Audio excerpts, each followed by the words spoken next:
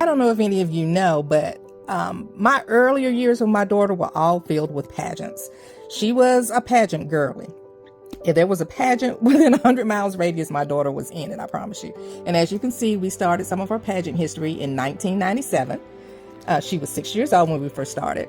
The picture here on front is when she won one of her pageants. I believe this was Junior Miss Colorado. Here, this is showing some other pageants. She did National American Miss and was in the paper. Sometimes when she was a kid, people didn't really know her, but they would always say, hey, you're that little girl that's always in the paper. And this is when she won Young Miss Colorado. Dana Stiggers there. Here and all the other little girls. The dress that she wore in this pageant, this was my senior prom gown that I held on to and kept. And so when it was time for her to be in this pageant, she was almost tall enough to be in it, but not quite. So we had it cut off and taken up, and it was beautiful on her. On stage, it was just a perfect gown. And here are some of the little runner-ups in the other classes. That's a family member there. Miss Nisha just had a baby. And that's one of our cousins there, Tamaris. They were always neck and neck. If a Dana won, she was first runner-up. And then in the senior year, she won, and then Dana was her first runner-up. So we kept it in the family, y'all. This is another pageant that she was in, Miss Chat pageant. Here, she won Young Miss Chat that year. And then we'll go on to get Team Miss Chattahoochee Valley. Miss Chattahoochee Valley is a pageant system, unfortunately, that's no longer here in our area, but it was the predecessor to Miss Alabama. So if you won that crown, you went to Miss Alabama. She's just showing the community service that they did throughout the year. I'm a scrapbooking mama, or I was. I've got to get better at it. I take a lot of pictures of my babies, and I got to start scrapbooking for the grandbabies. But for my daughter, if she sneezed, I put it in the scrapbook.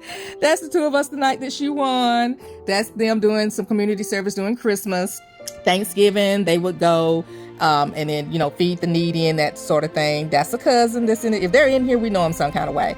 This is when she got beauty one particular year. So, and that's also a cousin that's in here. That's Tanya. So if it was a part of the pageant, we were there. And that's them as well, out doing community service. That was her. That's her pageant number. She was number 19 that year. And then here we are for Miss Colorado pageant 2003. Little Tamaris is there. The beauties. Most of these young ladies have gone on. They're married and they're mamas themselves. There, Miss Jazz. And she was number 13 that year. I believe she got a beauty this year as well. This is some of the little girls. I kept up with their stuff too. And that's a family member there as well, Shakira. She's married now with two little girls. It's the 6th and the 7th graders. All they could do was get beauties this particular year, but she did win a beauty on this year. There's my baby.